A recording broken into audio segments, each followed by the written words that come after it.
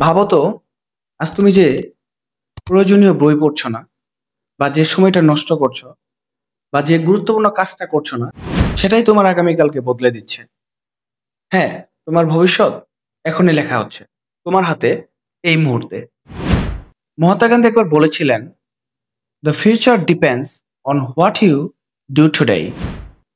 ভবিষ্যৎ নির্ভর করছে আজ তুমি কি করছো তার উপর।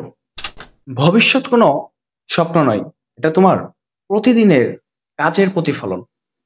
তুমি আজ যদি 1 ঘন্টা মন দিয়ে পড়ো, ভবিষ্যৎ তোমাকে জ্ঞানী করবে। তুমি আজ যদি কারো প্রতি ভালো ব্যবহার করো, ভবিষ্যৎ তোমাকে সম্মান দেবে। তুমি আজ যদি অলস হয়ে সময় নষ্ট করো, ভবিষ্যৎ তোমাকে উপেক্ষা করবে। এডিসন যদি প্রতিদিনের ব্যর্থতাকে ভয় পেতেন, তাহলে হয়তোবা আমরা এখন অন্ধকারেই থাকতাম।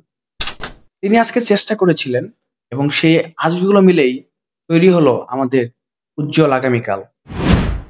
তাহলে বলো তো, আজ তুমি এমন কি করছো যা তোমার ভবিষ্যৎ বদলে দিতে পারে? মনে রেখো, তোমার ভবিষ্যৎ তোমার হাতে। আজকে নষ্ট করো না, আজকেই করো তোমার সাফল্যের বীজ বপন। কারণ আগামীকাল জন্ম নেয় আজকের ভেতর থেকে।